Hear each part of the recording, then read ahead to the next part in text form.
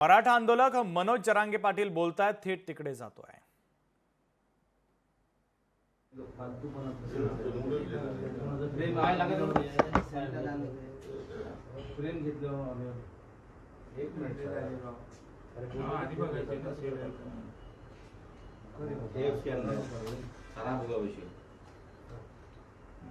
काम आहे बसला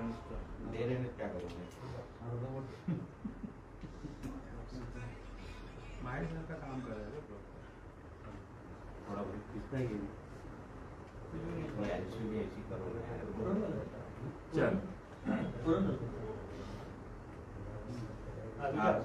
बोला पाटील. 3 वेळा विचारला प्रश्न माहिती आहे तुम्हाला? हा, त्याचं येवल्याच्या अलिबाबाचं दुखणं कळालं आलं लक्षात आमच्या. ज्या अर्थी मराठी नेते म्हणला तो त्याचा अर्थ लक्षात आला की त्याला येड लागलेलं आहे नीतिगिरीचं. प्रचंड येड आहे म्हणून तो ना कुठल्या ते बिचारे हुशार असूनसुद्धा धनगर बांधवांनाही पुढे येऊ देत नाही, ना दलित मुस्लिमांच्या कोणाला लीडर होऊ देत नाही, ना ओबीसीच्या नावाखाली ना बंजारा समाजाचा लीडर होऊ देतो, ना कधी त्याने राजपूत समाजाचा होऊ दिला, ना कुंभार समाजाचा होऊ दिला, ना त्यांनी कोणाचा दुसऱ्या जातीचा लीडर होऊ दिला. अशा मायक्रो ओबीसीतल्या 18 पगड जातीतल्या कुठल्याही लोकांना ते नेता होऊ दिलं नाही. त्याचं खरं दुखणं नेता आहे. आणि गुप्त भेटलाच ना, मान्यच कर ना, तू भेटलेलाच आहे. लोकात चर्चा काय असतं, भीतीला का नाही तर ते दडून राहत नाही. 2-2.5 महिन्यापूर्वीचा हा विषय जणू तो आता हळूहळू पूर्णपणानं बाहेर पडायला लागला. आणि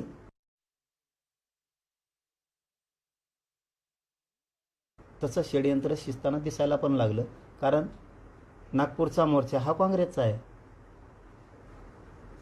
हे सत्य. आणि तुम्ही भेटून ठरवलंयस तुला ज्यांनी मोठं केलं. आता तो फडणवीस साहेबांनी सुद्धा मागा लागला, फक्त कळू दे ना. अजितदादाचा पण लागला, तो शिंदे साहेबाचा पण लागला. मागं तो बोललाच होता शिंदे समिती अशी आहे तशी आहे. त्याच्यानं ते मागचं पुढचं जर एकूण सगळा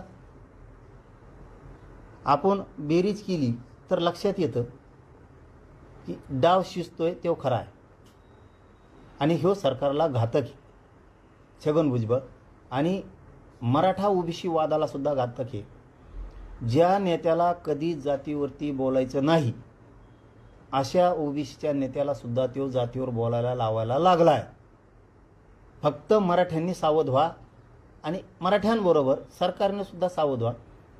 ह्या आरक्षणाच्या आडून हे जातीय वार करायला लागलेत, हे सरकारनं कधीच विसरू नका.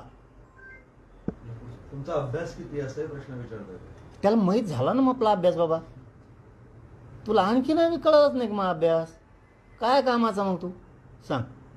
एवढा मोठा ज्येष्ठ नेता तू, ज्या पवार साहेबांनी तुला खाऊ घातलं त्यांच्या ताटात हागला, ज्या शिवसेना प्रमुखांनी तुला मोठं केलं त्यांचं उद्ध्वस्त करून टाकलं सगळं कुटुंब पक्ष, आणि ज्या माणूस देव समान होता शिवसेना प्रमुख त्या माणसाला तू जेलात घातलं.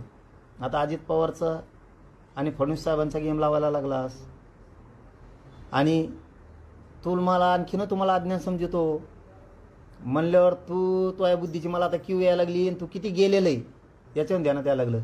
झालं ना 2 महिने तुला हगायला बाथरूम सुद्धा सापडा नाही, इतका पळायला लागला. एका JR काढला तर एका JR तो हे काय फजिती आहे. तो डोकं चाला ना तर 70 ते 80 लोक तयार केले ओबीसीचे नेते, ज्यांना महायुतीनं मोठं केलं त्यांचे सुद्धा कानं भरले. तो विरोधातल्या लोकांचे कानं भरले.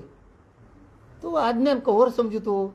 बरं मी अज्ञानाची अडाणी आहे, काय करतो आता, जाऊ येतो माझ्या शाळात.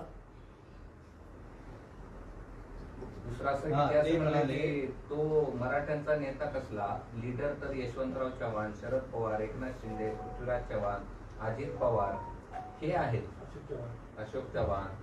आणि मी कधी नेता म्हणलो मला स्वतःला? मी आजही मीडियाच्या बांधवाला हमेशा सांगतो, आणि मीडियाच्या बांधव सुद्धा इमानदारीने मराठा आंदोलकच लावते. आपण मराठा आंदोलक आहे, गरीबाचा पोरग आहे, आपण नेता नाहीच आहे. नेत्याची हाव तुला आहे, तुला कळत नाही आहे बरं का छगन भुजबळ. तू तुला ओबीसी समाज मानत होता, तू ओबीसी समाज तोडला तुझ्यापासून, हे तुझ्या लक्षात आणखीन पण आहे ना. त्याचं कारण आहे, तुला एकच हवे, सत्ता आणि सत्तेतून पैसा, आणि ओबीसीचा उपयोग फक्त तुझ्या घराण्यासाठी करायचा. हे ओबीसीला शुद्ध कळालेलं आहे. ते आणखी असं म्हणाले, हा कुठला नेता आहे, त्या ठिकाणचे वाळू चोर, दारूचा धंदा करणारे त्यांचा तो नेता आहे. तो यापेक्षा बरे आहेत ना ती.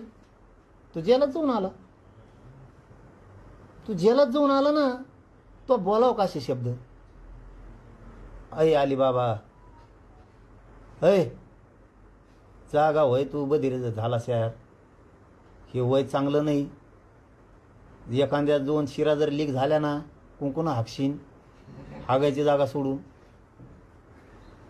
तू जेलात जाऊन आला ना भाऊ, तो लोकाला सांगाव का वाळू दारू काय अमकं तमकं? तू जेलात जाऊन आला, तू तरी स्वच्छ पाहिजे चारित्र्याचा. तू हे सगळं बरबडलंय. अरे तुला लोकशाही मराठी ऐका, पहा, जागरूक रहा.